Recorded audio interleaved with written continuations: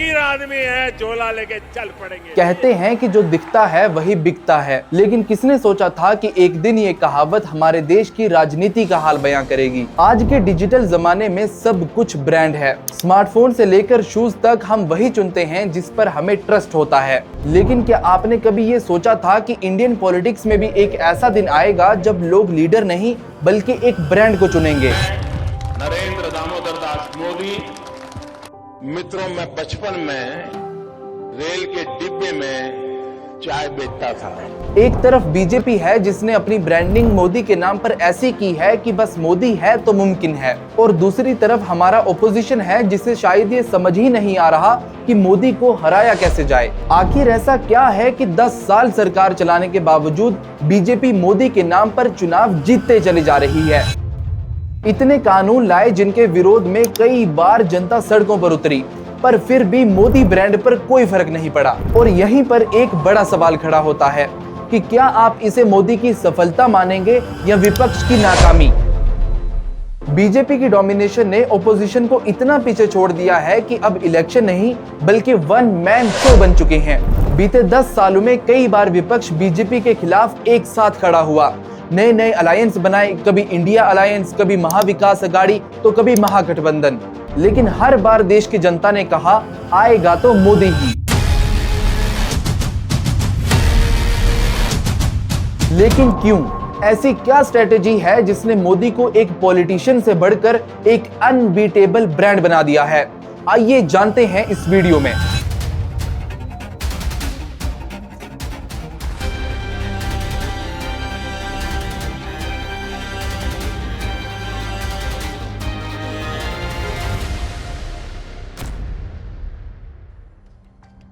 India में politics सिर्फ कोई चर्चा नहीं बल्कि एक ऐसा जुनून है जो हर हिंदुस्तानी की रगों में दौड़ता है। हर इलेक्शन में जनता अपने हाथों में वोट की ताकत लेकर निकल पड़ती है अपनी पसंद की सरकार चुनने। लेकिन बीते 10 सालों में या कहें तो नरेंद्र मोदी के प्रधानमंत्री बनते ही पॉलिटिक्स में सब कुछ बदल चुका है। बीजेपी ने नेशनलिज्म और रिलीजन का एक ऐसा अनबीटेबल कॉम्बो तैयार किया है जिसने जनता के दिल और दिमाग दोनों पर कब्जा कर लिया है। अब मुकाबला सिर्फ काम पर नहीं बल्कि ब्रांड और भरोसे पर होने लगा है। पर सवाल यह है कि बीजेपी और मोदी के ऊपर जनता का इतना भरोसा आया कहां से? ऐसा क्या हुआ कि जिस इंसान ने 2014 में अपनी कैंपेन एक साधारण चाय वाला से शुरू की थी, आज वो एक अनबीटेबल ब्रांड बन चुका है।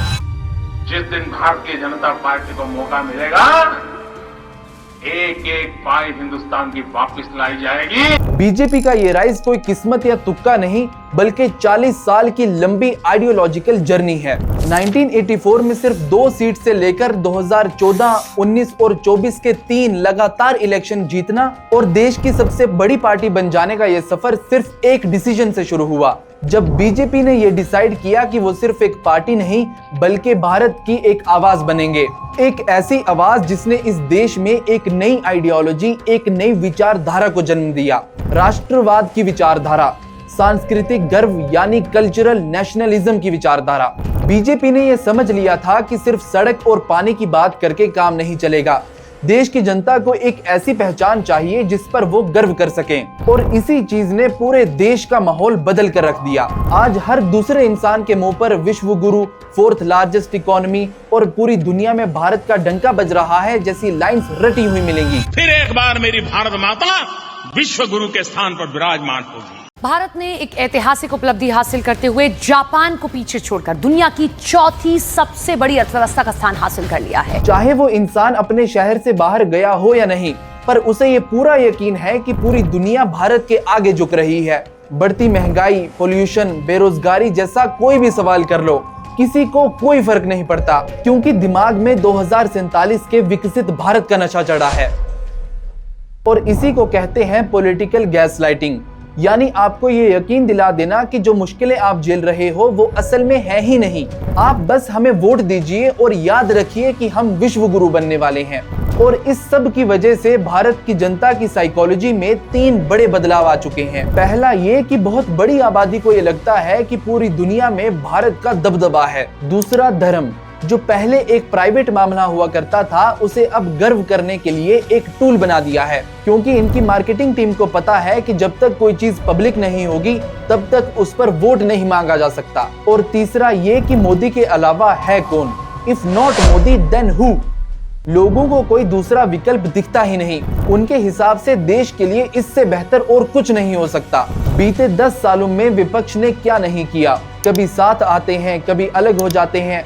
लोकसभा का इलेक्शन साथ में लड़ेंगे तो स्टेट के इलेक्शन में अलग हो जाएंगे, कभी मोहब्बत की दुकान खोलेंगे तो कभी देश का लोकतंत्र बचाएंगे, पर मोदी का कोई तोड़ नहीं मिलता। पॉइंट ये है कि ओपोजिशन सिर्फ एक लीडर से नहीं बल्कि एक ऐसी इलेक्शन मशीन से लड़ रही है जिसे हराना फिलहाल किसी के बस की बात नहीं। वो सेम मुद्दा हर इलेक्शन में यूज करते हैं और सरकार बना लेते हैं, और विपक्ष हारने के बाद कभी ईवीएम पर सवाल करता है तो कभी वोट चोरी। अगर आपके पास इलेक्शन हारने का वाकई में कोई इतना पुख्ता प्रूफ है तो उसे मुद्दा बनाकर इलेक्शन में जनता के बीच में ले जाओ। लेकिन आपने ये बात खुद नोटिस की होगी कि विपक्ष अपने मुद्दों से खुद हट जाती है। 2019 में राफेल का मुद्दा लाया, गायब। Without asking the Air Force change this demand. Why did the price?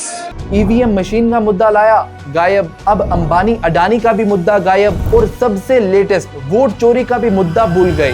BJP को एंटी इनकम्बेंसी नहीं लगती थी। ओपिनियन पोल, एग्जिट पोल कुछ कहते थे, रिजल्ट कुछ और आता था। हरियाणा, महाराष्ट्र, मध्य प्रदेश, वेस्ट बंगाल में इतना बड़ा इलेक्शन हुआ पर किसी ने भी वोट चोरी का मुद्दा नहीं उठाया। ओपोजिशन के पास बीजेपी से ज्यादा चेहरे हैं, राहुल गांधी, केजरीवाल, एमके स्टालिन, अखिलेश यादव और भी कई सारे चेहरे हैं। पर प्रॉब्लम यही है कि कोई विजन नहीं है। इस देश की जनता को क्लैरिटी चाहिए होती है, ना कि कंफ्यूजन। बीजेपी की सबसे बड़ी ताकत ही ये है कि वो एजेंडा सेट करते हैं, डिजिटल इंडिया, विकसित भारत, और ओपोजिशन सिर्फ उन एजेंडाज पर रिएक्ट करती है। आप इसे एग्जाम्पल से समझिए, जब भी सरकार कोई बिल लाती है तो ओपोजिशन उसका विरोध करने में पूरा जोर लगा देती है। विपक्ष का असली मतलब एक विकल्प होता है, ताकि जब सरकार ढंग का काम ना करे तो देश की जनता विपक्ष को सरकार चलाने का मौका दे। पर हमारा विपक्ष सिर्फ ये बता रहा है कि मोदी बुरा है, वो ये नहीं बता पा रहे कि वो खुद क्यों बेहतर हैं। 2024 लोकसभा चुनाव से पहले ओपोजिशन ने एक अलायंस बनाया जिसका नाम था इंडिया अलायंस।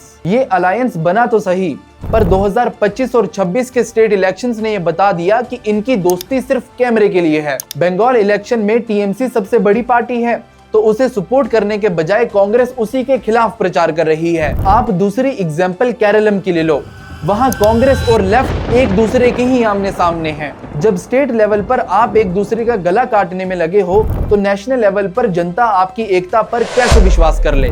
और अगर इकट्ठे हो भी गए तो ओपोजिशन बात करती है कास्ट की, क्योंकि धर्म वाला विभाग मोदी जी संभालते हैं, और ये एक ऐसा विभाग है जिसका कोई तोड़ नहीं। आप जितना मर्जी जाति की बात कर लो, इन्फ्लेशन की बात कर लो, लेकिन जब एक तरफ धर्म आएगा तो उसका कोई हल नहीं। कार्ल मार्क्स ने कहा था कि religion is the opium of the masses.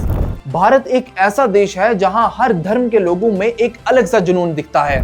आप एक धर्म के लोगों को थोड़ा सा बुरा बोलो तो दूसरे धर्म के लोग अपने आप खुश हो जाएंगे। उन्हें ये लगेगा कि ये उनकी बुराई कर रहे हैं तो मतलब ये हमारे सगे हैं। तो जहां पर आप ऐसा सस्ता नशा करवाकर वोट ले सकते हो तो वहां पर आप जीडीपी, हेल्थ केयर, एम्प्लॉयमेंट जैसे जरूरी मुद्दों के बारे में बात क्यों करोगे। अंत में यही कह सकते हैं कि इस देश की पॉलिटिक्स अब एक अलग दिशा पर निकल चुकी है। डेमोक्रेटिक स्ट्रक्चर इस देश में इसीलिए लाया गया था कि हर इंसान के पास वोट की ताकत हो, ताकि वो इसका इस्तेमाल बेहतर भविष्य के लिए कर सके। पर लोग अब डेवलपमेंट को छोड़कर आइडेंटिटी के लिए वोट करते हैं। और आप इस सब के बारे में क्या सोचते हैं, अपनी राय कमेंट करके जरूर बताइएगा। उम्मीद करते हैं कि आपको ये वीडियो पसंद आई होगी, और अगर आप इस चैनल पर नए हैं तो वीडियो को लाइक और चैनल को सब्सक्राइब करके बेल आइकन दबाना ना भूलें।